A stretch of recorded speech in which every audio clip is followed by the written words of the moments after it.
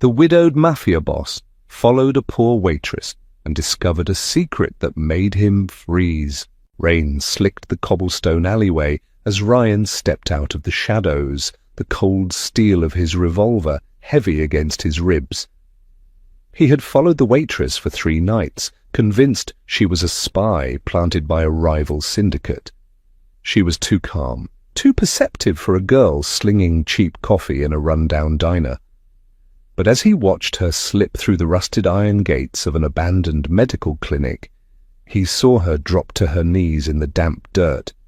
A small boy ran from the shadows, throwing his arms around her neck. When the moonlight cut through the clouds and caught the boy's face, Ryan's breath stopped dead in his chest. The gun nearly slipped from his trembling grip. It was impossible. He was looking at a ghost. The city wept a cold, relentless rain that drummed against the reinforced glass of the black sedan. In the back seat, Ryan sat swallowed by the shadows, his tailored Italian suit feeling more like a finely woven straitjacket than armor. He stared out at the blurred neon lights of the downtown district, but his eyes, empty and hard as polished obsidian, registered none of the vibrant colors. It had been exactly 3 years, 2 months, and 14 days since the explosion that had taken his wife, Eleanor, and plunged his world into an endless, suffocating winter. Since then, Ryan had ruled the city's underworld not with passion, but with a terrifying, mechanical coldness. He was a ghost haunting his own empire, a man who had long forgotten the rhythm of his own heartbeat. "Sir, we are approaching the safe house," his driver, a broad-shouldered man named Victor, murmured from the front seat.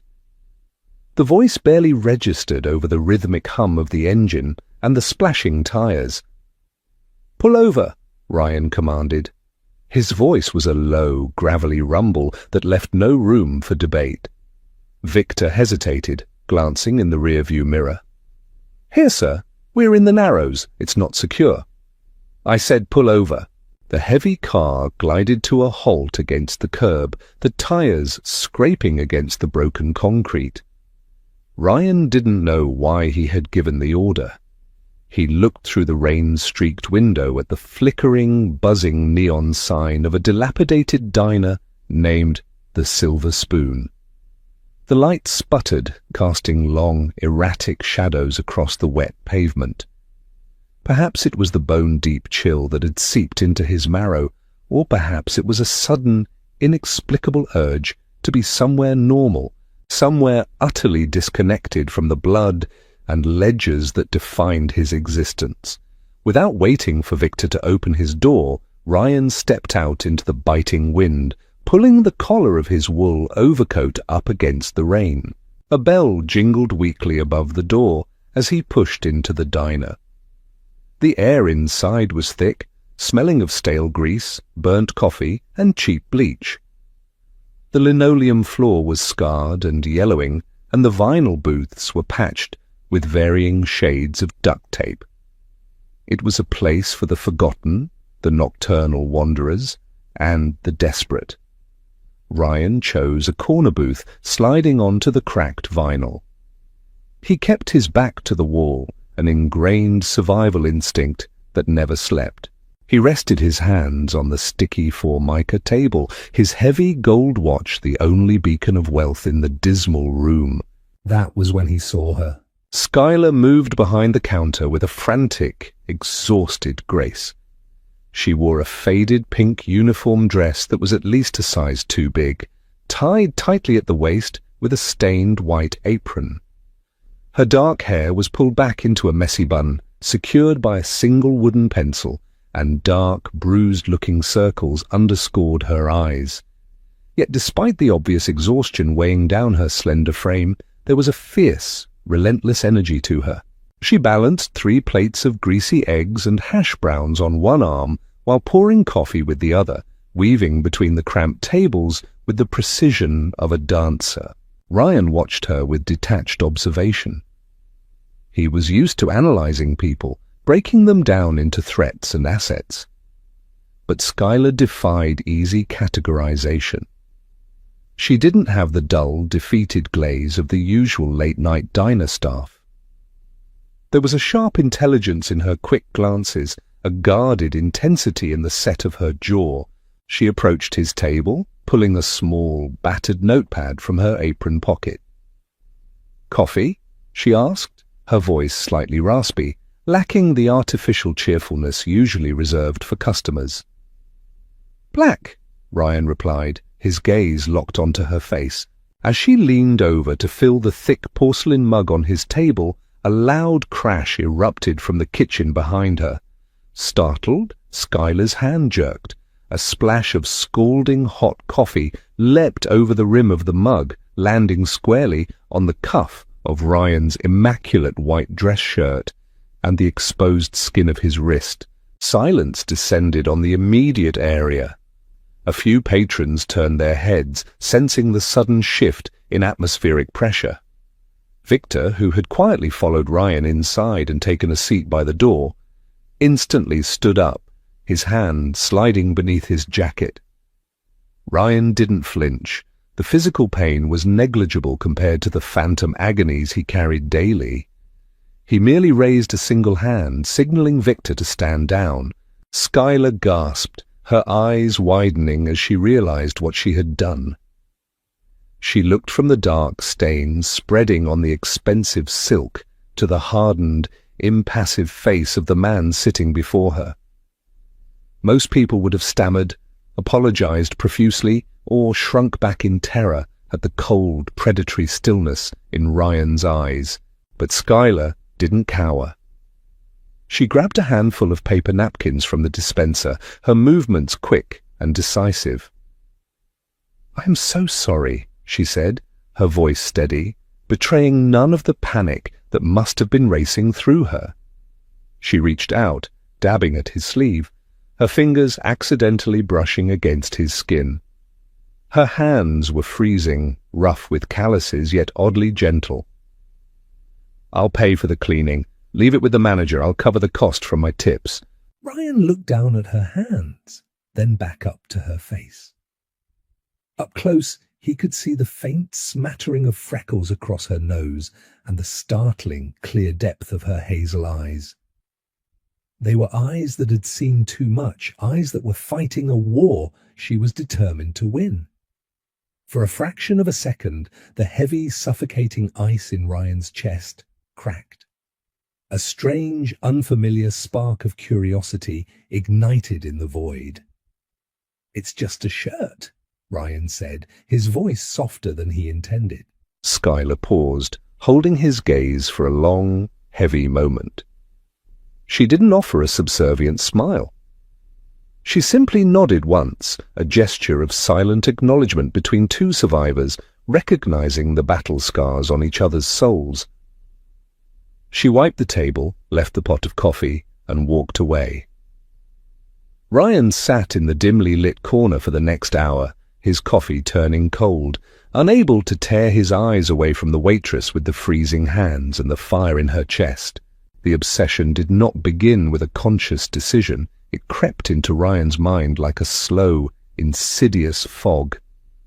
Over the next 2 weeks, the underworld empire that usually demanded his absolute, ruthless attention began to feel distant, like background noise drowning beneath the sudden, sharp focus of his new fixation.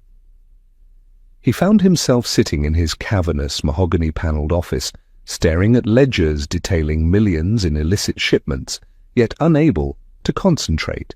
His mind kept drifting back to the neon buzz of the silver spoon and the exhausted, defiant waitress in the oversized pink uniform. He rationalized it, of course. A man in his position did not have the luxury of idle fascination. He told his lieutenants that the diner was a strategic location, a neutral ground where he could observe the pulse of the lower city without drawing attention. He told himself that Skylar's unnatural composure in the face of his imposing presence marked her as a potential threat, someone who might be feeding information to the rival Solano family. But deep down, In the silent hours of the night, when the ghosts of his past screamed the loudest, Ryan knew the truth. Skylar made him feel awake. She was a single, fragile pulse of life in his graveyard of a world. It became a ritual. Every Tuesday and Thursday during the graveyard shift, Ryan's armored black sedan would glide into the alley across from the diner. He didn't always go inside. Often he simply sat in the suffocating darkness of the back seat, the window rolled down just enough to let the damp night air in, and watched her through the grease-stained glass of the diner's front window. He watched the grueling reality of her existence unfold frame by agonizing frame. He saw the way the diner manager, a sweaty, aggressive man with a permanent scowl, barked orders at her, his finger jabbing the air inches from her face. Ryan's jaw would clench, his knuckles turning white as he gripped the leather armrest, a dark, violent urge rising in his throat to walk across the street and shatter the manager's jaw. But he stayed in the shadows. He watched Skylar absorb the abuse with a hardened jaw, never breaking, never weeping, just nodding and returning to her work with doubled ferocity. He saw her deal with the drunken patrons, the leering truckers, the impatient insomniacs. She moved through them all like a ghost, untouched by their grime, protected by an invisible armor of sheer, desperate willpower. One particular night, the rain was coming down in thick, blinding sheets. The city drains were overflowing, turning the streets into murky rivers. Ryan sat in his car, the heater humming softly, wrapped in cashmere and leather. Across the street, the neon sign of the diner finally went dark. It was 3 a.m. A few moments later, Skylar emerged from the back door. She had changed out of her uniform into a pair of worn, faded jeans and a thin, oversized grey sweater that offered no protection against the biting cold. She pulled a cheap plastic umbrella from her bag, but a sudden gust of wind caught it, snapping the metal spokes backward and tearing the fabric. With a quiet sigh of defeat that Ryan could almost hear over the storm, she tossed the broken umbrella into a nearby dumpster, pulled her sweater tighter around her shoulders, and began to walk. "Follow her," Ryan ordered softly. Victor, at the wheel, hesitated. "Boss, it's late. We have the meeting with the dockman at 8. "Keep your distance. Just follow her." The heavy sedan crawled down the empty, flooded streets, staying a block behind the small, shivering figure. Ryan watched as Skylar walked with her head down, leaning into the wind. The bus stops were empty, the schedules rendered meaningless by the hour and the storm. She walked for nearly 3 miles, through neighborhoods that grew progressively darker and more dangerous. Streetlights were shattered, and shadows seemed to move with a life of their own. Ryan's chest tightened with a strange foreign anxiety. He was the most dangerous predator in the city, yet he found himself terrified for this fragile woman walking through his hunting grounds. He wanted to pull up beside her, throw open the heavy door, and offer her the warmth of the car. He wanted to demand to know why she was punishing herself, why she was fighting so hard to survive in a city that clearly wanted to break her. But he couldn't. To approach her was to bring his darkness into her world. He could not taint her with the blood on his hands. So he watched. He watched her turn down a narrow, graffiti-scarred street and disappear into a crumbling brick apartment building.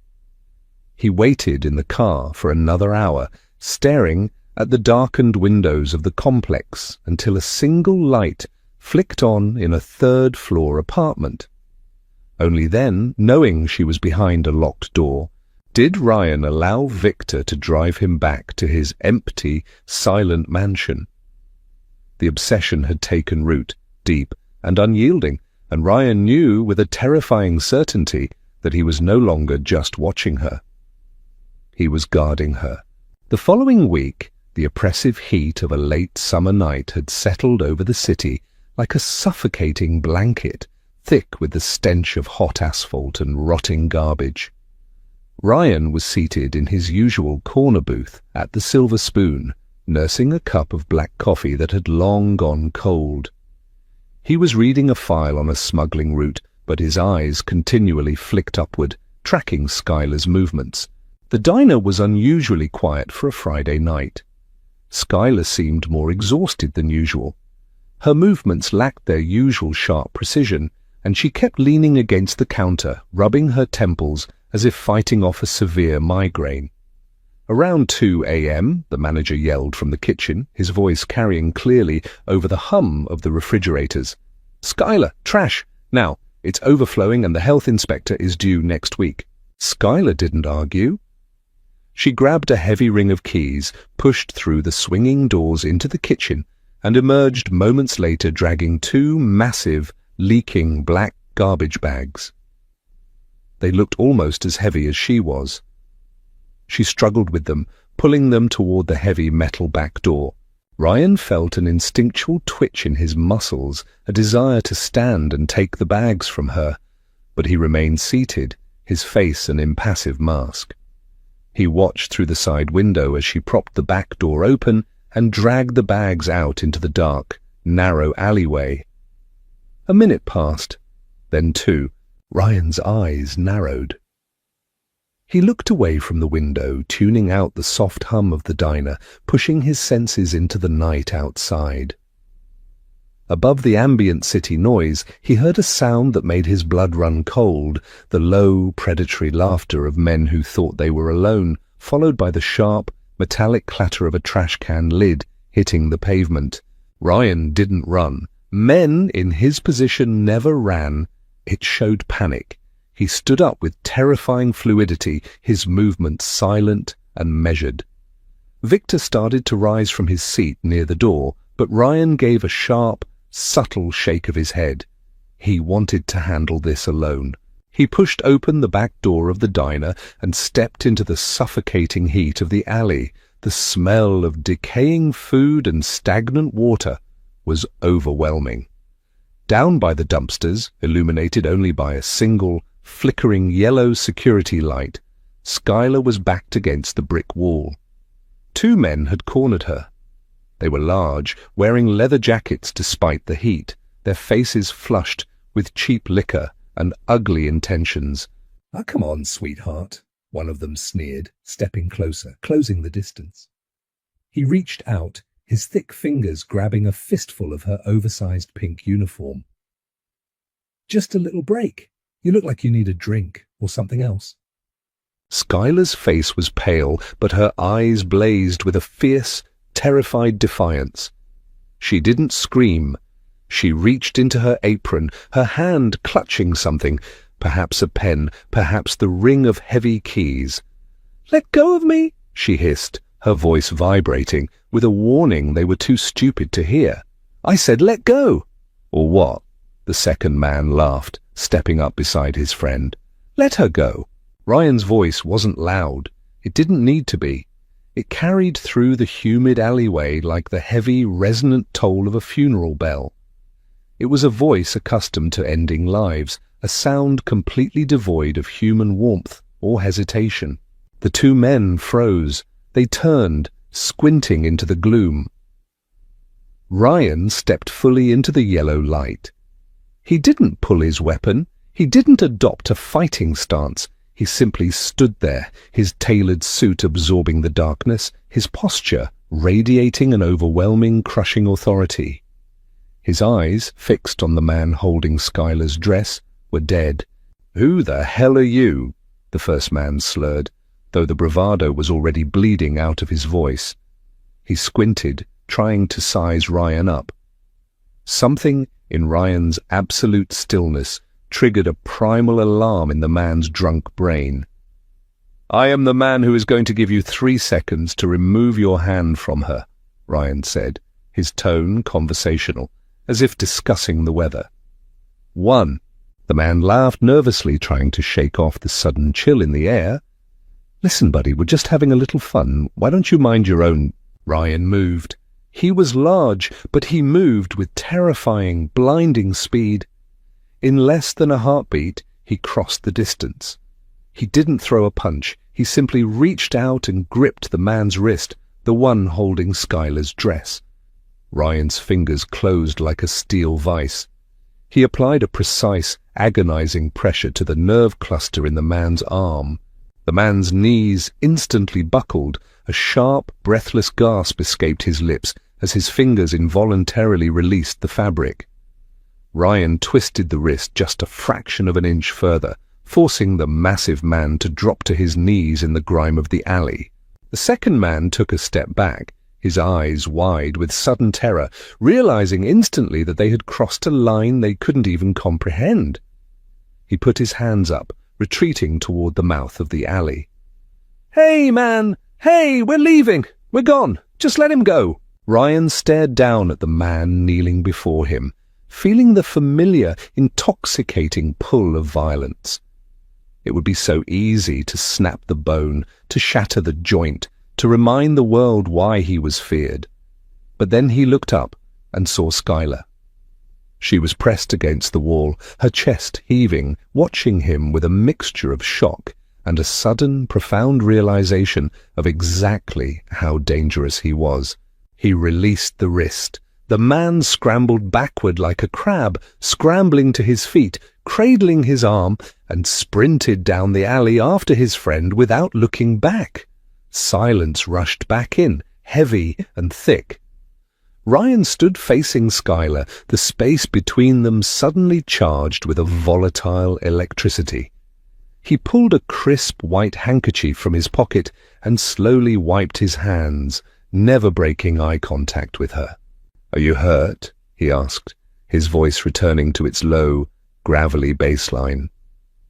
Skylar shook her head slowly, her eyes tracking his every movement.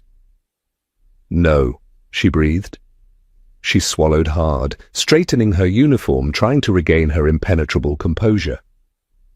She looked at him, truly looked at him, past the expensive clothes and the quiet demeanor, seeing the apex predator lurking just beneath the surface.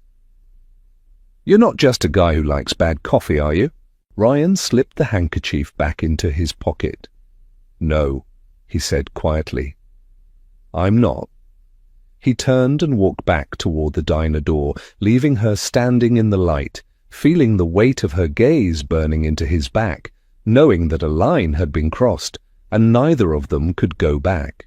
The atmosphere in the Silver Spoon had fundamentally shifted. For the next 3 nights, Ryan sat in his usual booth, and Skylar served him his black coffee, but the silence between them was no longer empty. It was thick with unasked questions, and an undeniable magnetic tension. She knew he was dangerous. She had seen the effortless violence coiled inside him. Yet, contrary to every instinct of self-preservation she possessed, she didn't fear him. When he looked at her, she didn't see a threat. She saw a man who was profoundly, fundamentally broken, carrying a grief so heavy it threatened to collapse his chest. It was 4 a.m. on a quiet Tuesday. The diner was completely empty, save for the 2 of them and the fry cook snoring softly in the back. Rain tapped a gentle rhythm against the large plate glass windows. Skylar approached his table holding a fresh pot of coffee. She refilled his mug, the dark liquid steaming in the cool air of the diner. Instead of immediately walking away as she usually did, she hesitated. She looked at the empty booth across from him. "Sit," Ryan said, his voice a low, gentle rumble. It wasn't a command, it was an invitation. Skylar paused, wiping her hands on her stained apron. She glanced toward the kitchen door, ensuring the manager was nowhere to be seen, before slowly sliding into the booth opposite him. Up close, without the barrier of constant motion, she looked even more fragile. The fluorescent lights caught the deep exhaustion etched into her features, the worry lines bracketing her mouth. "Why do you come here?" she asked, her voice quiet, cutting straight to the core. A man wearing a $3,000 suit doesn't drink $1.50 coffee every night unless he's hiding from something. Ryan didn't flinch at her directness. He picked up his mug, the warmth seeping into his palms. He looked at the black reflection in the liquid. "I'm not hiding," he said slowly. "I'm just resting. The world outside this diner is very loud. It requires a lot of decisions. In here it's quiet." Skylar watched him, her hazel eyes analyzing his face. "You hurt that man in the alley. You didn't even try. It was like breathing to you." She wasn't accusing him. She was stating a fact, trying to piece together the puzzle of the man sitting across from her. "I did what was necessary to protect you," Ryan replied, his gaze meeting hers, unflinching. "In my world, hesitation is usually fatal." "And what world is that?" She pushed softly. Ryan remained silent for a long time. The only sound was the hum of the refrigerator and the rain on the glass. He could lie. He was an expert at lying, but looking at Skylar, at the raw, unfiltered honesty in her tired eyes, the lies felt like ash in his mouth. "A dark one," he finally said. "One where people make promises they can't keep, and where debts are paid in blood. A world I thought I could control until it took the only thing I ever truly cared about." He saw the subtle shift in her expression, the softening of her guard. She understood grief. He could see it in the way her shoulders slumped slightly, the way she looked down at her rough hands resting on the table. "You lost someone," she murmured. It wasn't a question. "My wife," Ryan said, the words feeling heavy, scraping against his throat like glass. It was the first time he had spoken Elena's title aloud in years without it being a preamble to an order for an execution.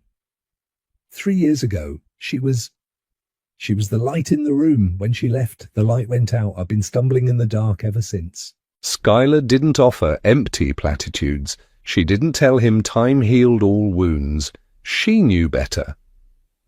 She just looked at him, her eyes shining with a deep, empathetic sorrow.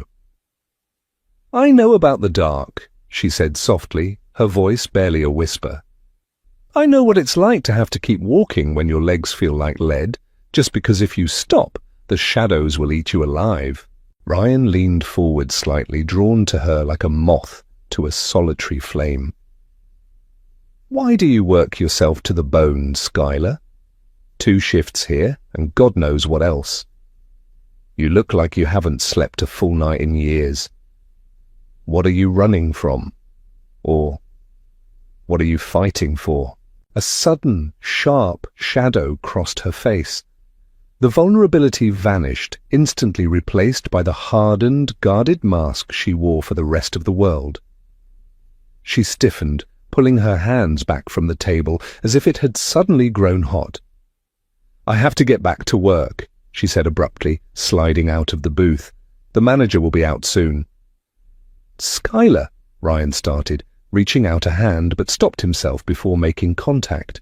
"I appreciate you helping me the other night," she said, her voice tight, formal, the connection between them abruptly severed. "But don't ask questions you don't want the answers to. In my world, secrets are the only thing that keep you alive." She turned and hurried back behind the counter, grabbing a rag and violently wiping down a spotless section of stainless steel. Ryan watched her, the phantom warmth of her brief openness fading quickly. He realized then that she wasn't just surviving, she was hiding. And whatever she was hiding, it was a secret so heavy she was willing to crush herself under the weight of it just to keep it safe. Ryan finished his cold coffee in silence, his mind already formulating a plan to uncover the truth she refused to give him. The sprawling mahogany desk in Ryan's private study felt like a battlefield. Across from him stood Marcus, his second-in-command and closest lieutenant. Marcus was a man carved from granite, fiercely loyal but pragmatically ruthless. He had been by Ryan's side during the chaotic, bloody restructuring of the syndicate after Elena's death, helping Ryan burn rival factions to the ground. Today, however, the tension between them was palpable, thick enough to choke on. The air conditioning hummed, but the room felt stifling. Marcus tossed a thick manila folder onto the polished wood of the desk. It landed with a heavy, definitive thud. "You need to look at this, boss, and you need to look at it with a clear head, not whatever haze you've been walking around in for the past month." Ryan didn't touch the folder. He leaned back in his leather chair, his face an emotionless mask, though a dark knot of apprehension twisted in his gut. "Speak, Marcus. Don't play games with paper." Marcus sighed, leaning over the desk, his hands planted firmly on the edge. "It's the girl from the diner, Skylar." Ryan's eyes narrowed imperceptibly. "What about her? I know you've been interested," Marcus said carefully, choosing his words like a man walking through a minefield. "I didn't question it. You're the boss. If you want to slum it, that's your business. But I ran a background check on her. Standard procedure for anyone getting close to you. And she doesn't exist." Ryan sat forward slightly. "What do you mean she doesn't exist?" "No social security number, no birth certificate, no bank accounts older than 3 years. Her identity is a complete ghost. The name Skylar is a ghost." Marcus reached out and flipped open the folder, revealing grainy surveillance photographs. "And that's not the worst part. I had a team tailor. After a shift at the diner, she doesn't just go home. Every third night she takes 3 different buses, does a counter-surveillance loop through the subway, and ends up deep in the Narrows, specifically an abandoned sector controlled by the remnants of the Moretti family." Ryan stared at the photographs. They showed Skylar wearing a heavy coat with the hood pulled up, walking quickly through desolate, graffiti-covered alleys. The Narrows was a dead zone, a place where the syndicate dumped bodies and illicit cargo. The Morettis were the faction Ryan had decimated after Elena's death, believing them responsible for the car bomb. "She's a plant, Ryan," Marcus said, his voice dropping to an urgent, harsh whisper. He was the only one allowed to use Ryan's first name in private. "She's a honeypot. The Morettis knew you were grieving. They found a girl who looked innocent, who played the tragic, struggling waitress, and they put her right in your lap to gather intel. She's spying on you." "She doesn't ask me questions about the business," Ryan said, his voice cold, defensive, though a seed of doubt began to sprout in his mind. "She doesn't have to," Marcus argued, slapping the desk. "She's watching your movements, figuring out your security, getting inside your head. You intervened when those thugs attacked her. You showed her you care. She's found your weak point. Boss, you have to let me handle this. I'll bring her in.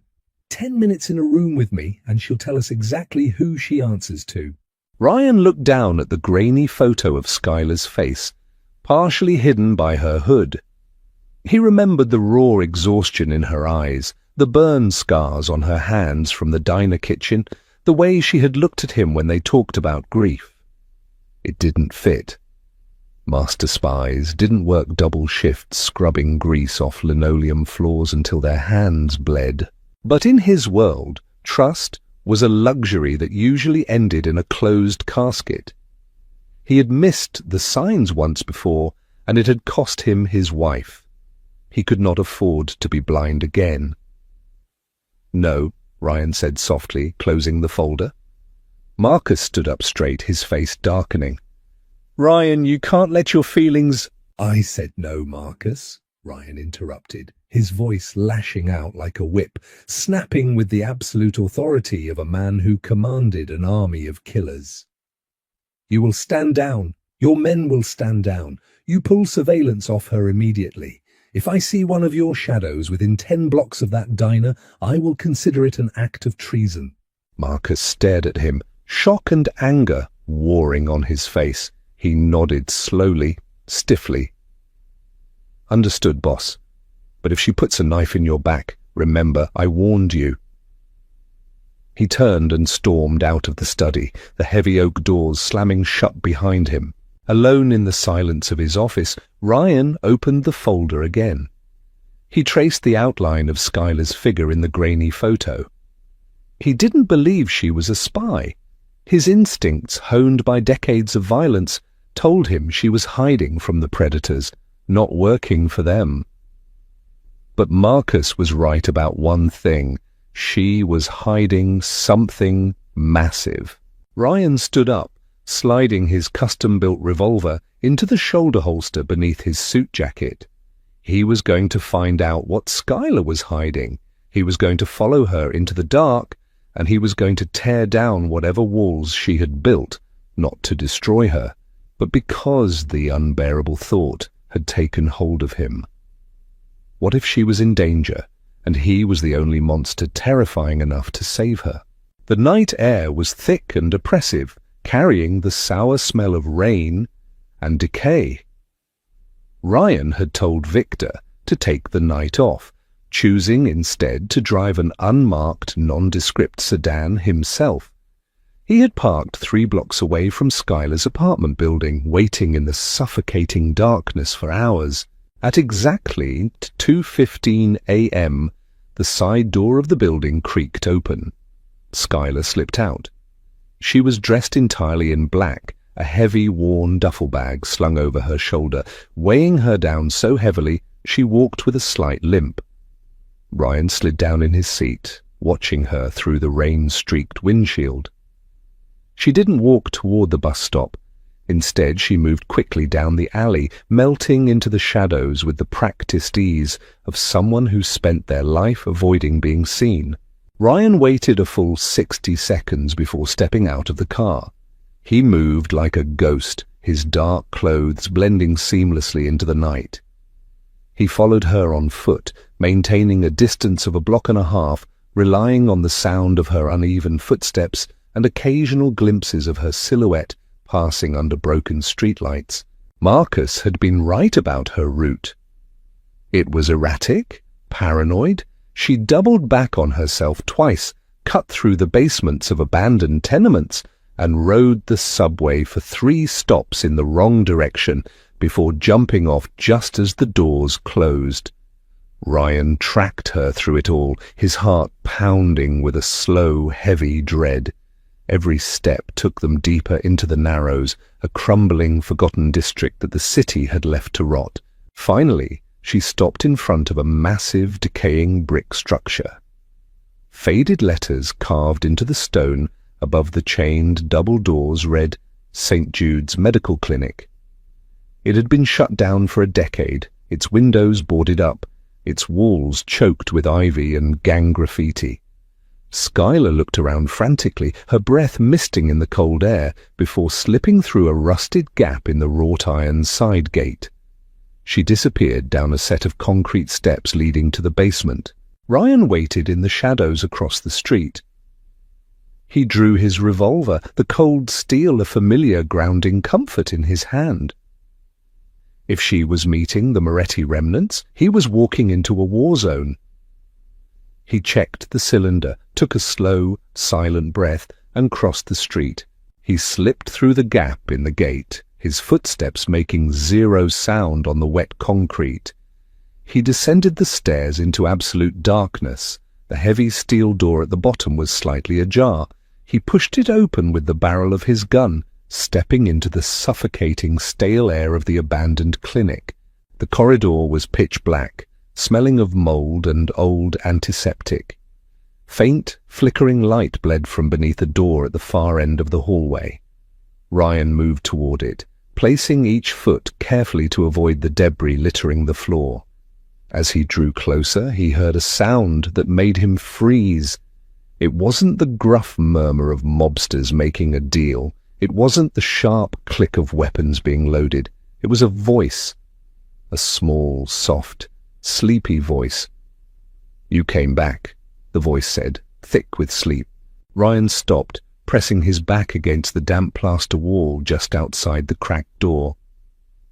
"I always come back, baby," Skylar's voice replied, completely devoid of the hardened edge she used at the diner. It was dripping with a profound, desperate tenderness. I told you I would.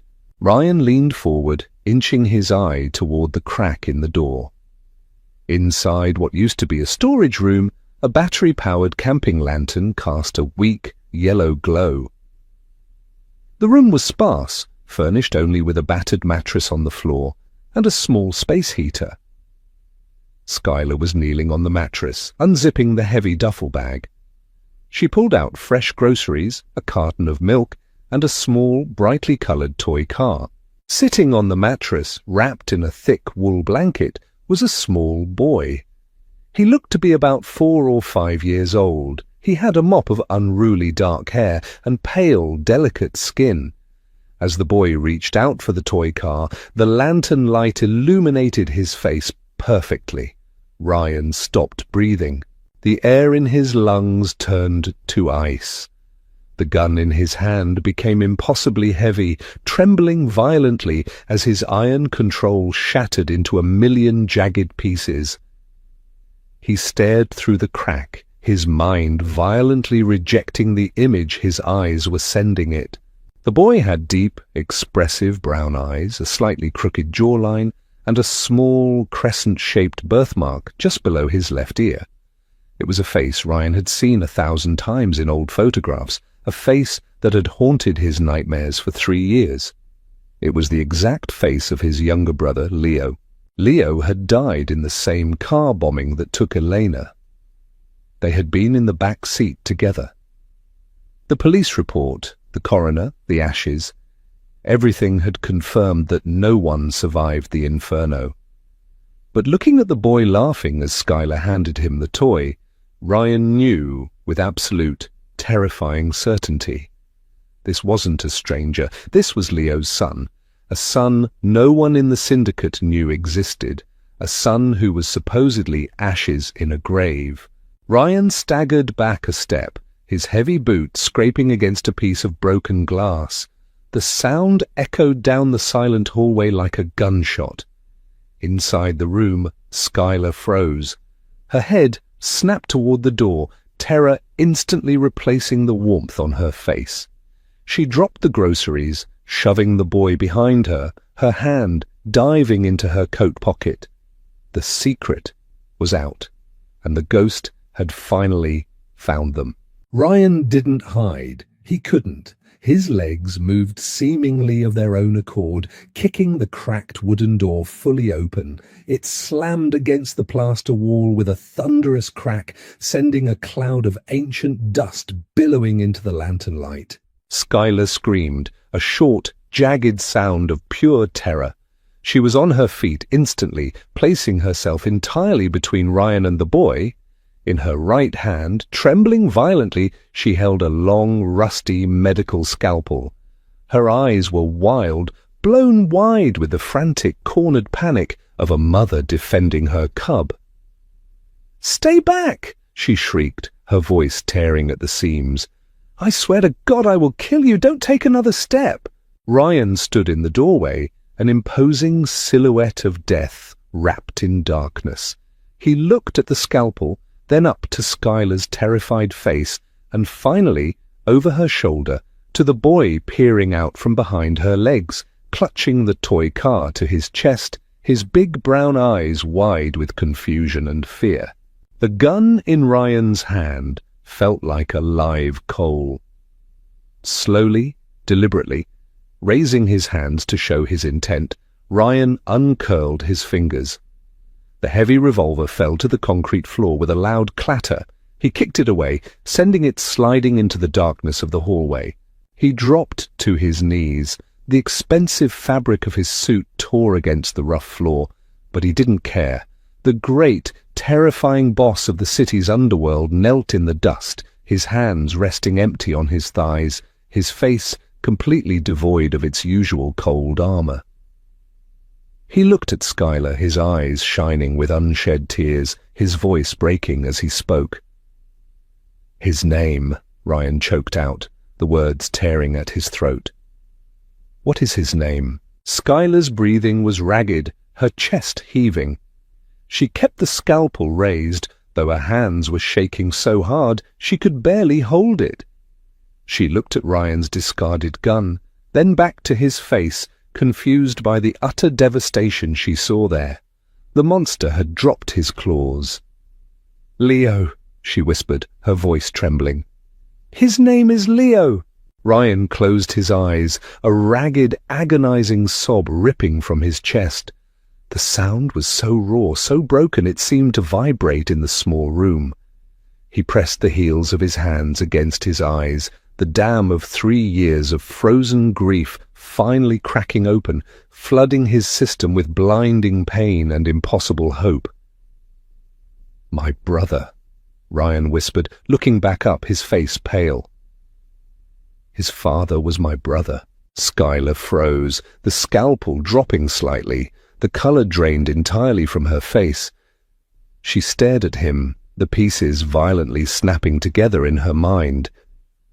You're Ryan, the older brother, the head of the family." "Yes." "They said you were the one who ordered the hit," Skylar said, her voice dropping to a horrified whisper, taking a step back and pushing little Leo further behind her. "They said you wanted total control, that you killed your own brother and your wife to consolidate power."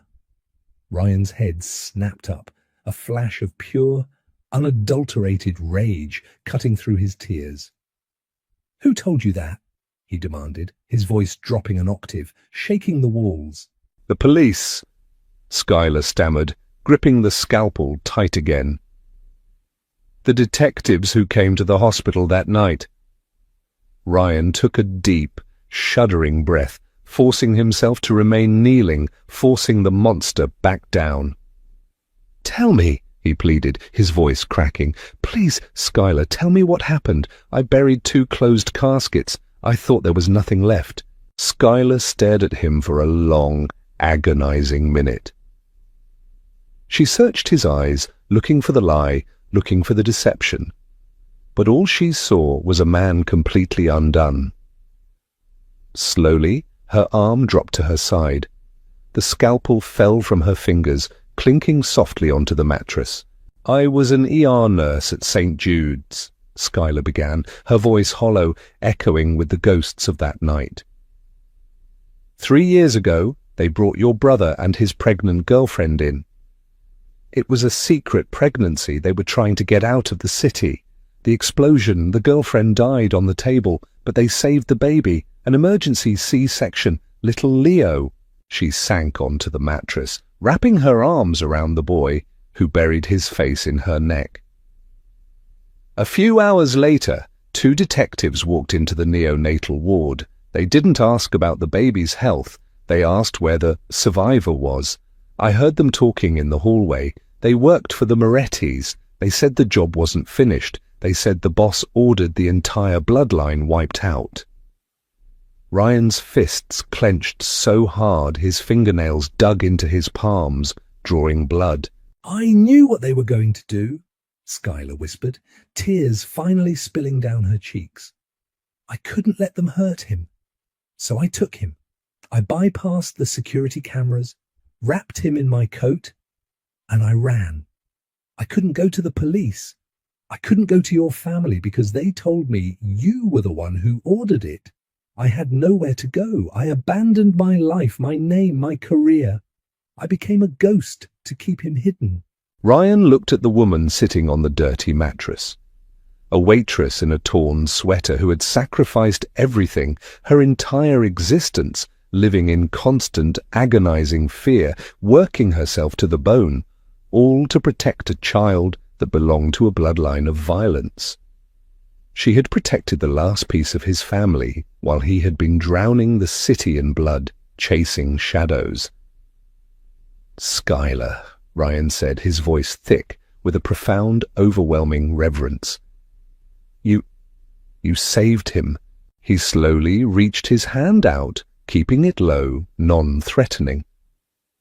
Little Leo peeked out from Skylar's shoulder, looking at the large, crying man kneeling on the floor.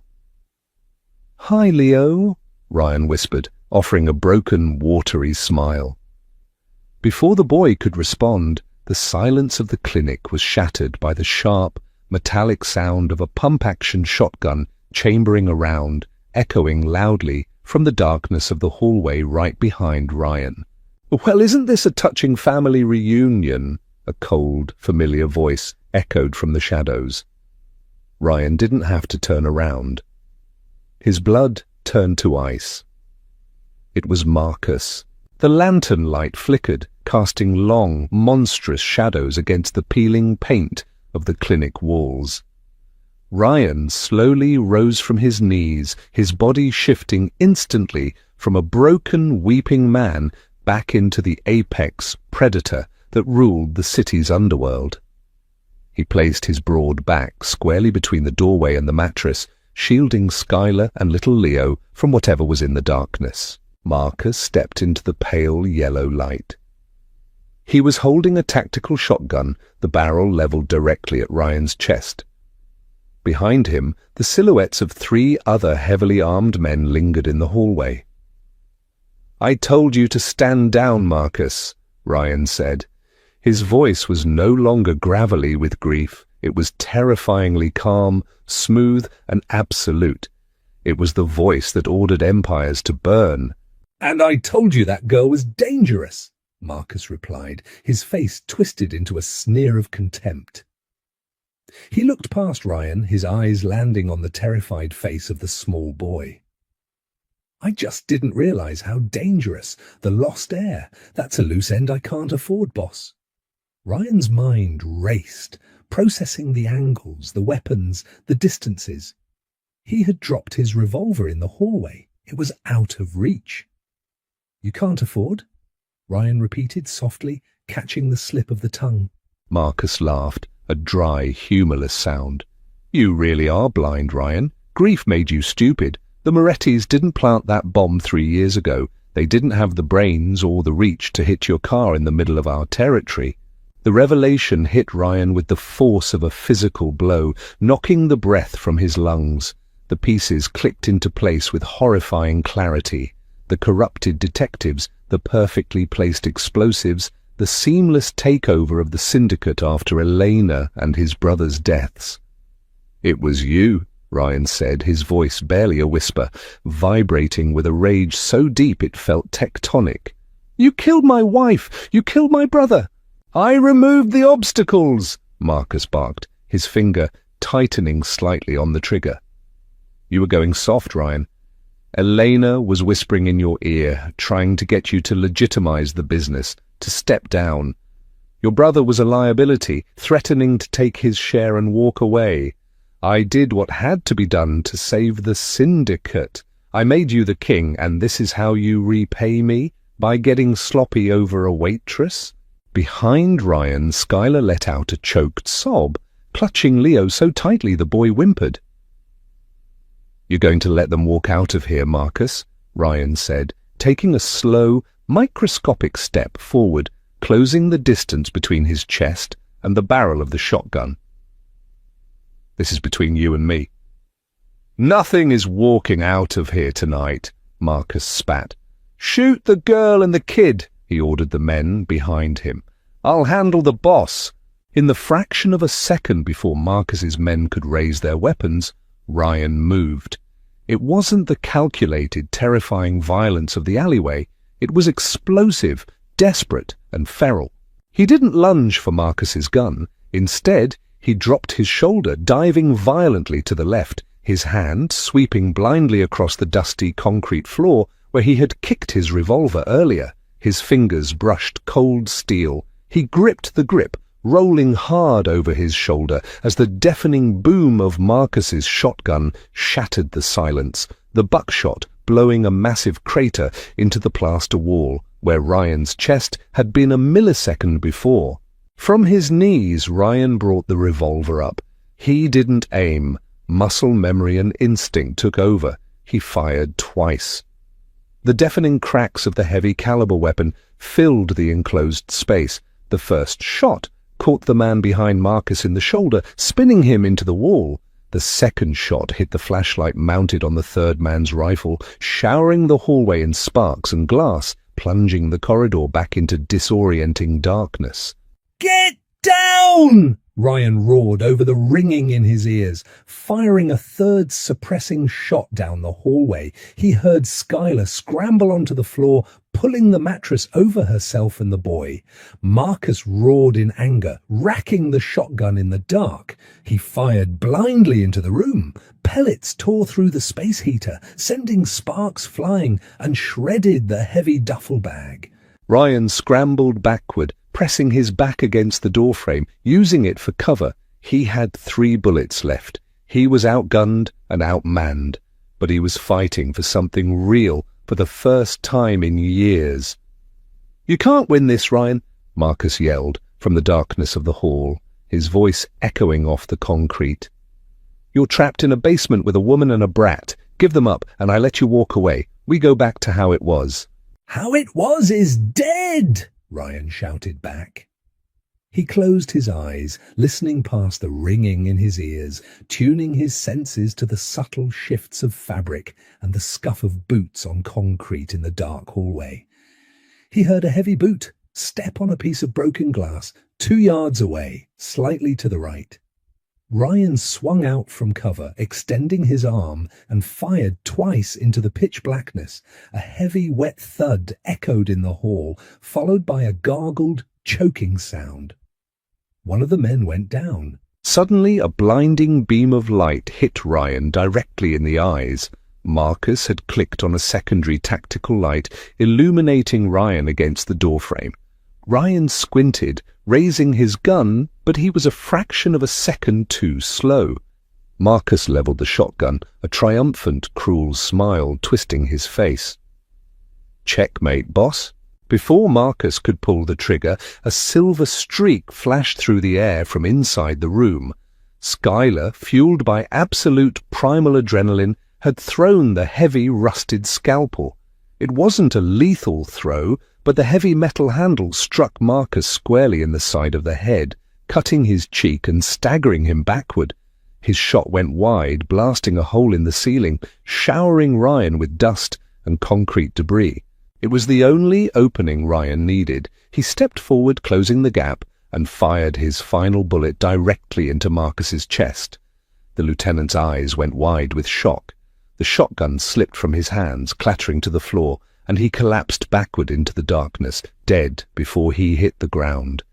The last surviving gunman in the hallway dropped his weapon, the sound of retreating footsteps echoing frantically up the stairs and into the night. Silence rushed back into the clinic, heavy with the smell of cordite, dust, and blood. Ryan stood in the doorway, his gun empty, his chest heaving, his suit ruined. He turned slowly, looking back into the room. Skylar pushed the mattress aside. She was covered in plaster dust, her eyes wide, but she was alive, and clutched tightly in her arms, completely unharmed, was little Leo. Ryan dropped his empty gun. He walked over to them, falling to his knees beside the mattress, wrapping his massive, shaking arms around both of them, pulling them into his chest. He buried his face in Skylar's shoulder, the tears finally falling free, mingling with the dust and the blood. The monster was dead. The man had finally come back to life. The dawn broke over the city, not with a sudden burst of light, but with a slow, agonizing bleed of grey that gradually washed the shadows away. The rain had stopped, leaving the streets slick and clean, reflecting the pale morning sky. Ryan sat on the edge of the mattress in the ruined clinic, a thick blanket wrapped around his shoulders. Across from him, Skylar was gently wiping the dust from Leo's face with a damp cloth. The boy, exhausted by the terror of the night, was drifting back to sleep, his small head resting on Skylar's lap.